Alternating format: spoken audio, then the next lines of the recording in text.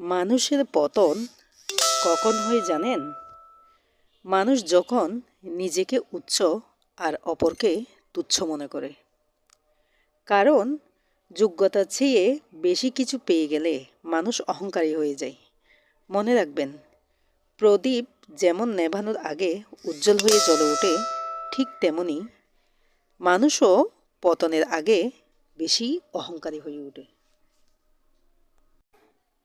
একটা কথা কি জানেন? যে যত্ন করতে জানে সে পায়ের জুতোটাও খুব সাবধানে রাখে, আর যে জানে না সে তার হীরার আংটিটাও হারিয়ে ফেলে।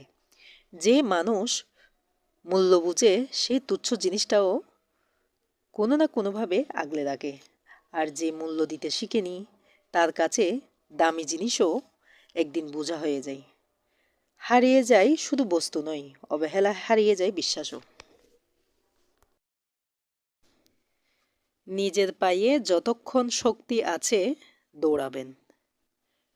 শক্তি কমে গেলে হাঁটবেন, তবুও অন্য কারো পা ধরে চলার চিন্তা করবেন না।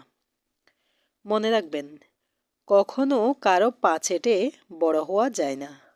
হয়তো সাময়িক সুবিধা পাওয়া যায়, কিন্তু পা চাটা লোকগুলো অস্তিত্বই একসময় বিলীন হয়ে যায়। চেটে বড় নয়, খেটে বড় হন। এতে করে আপনার সম্মান ও মর্যাদা সবই বাড়বে।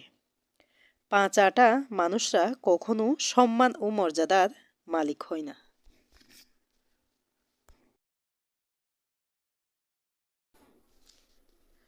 কাউকে কখনোই বুঝতে দিবেন না আপনি অনেক কষ্টে আছেন।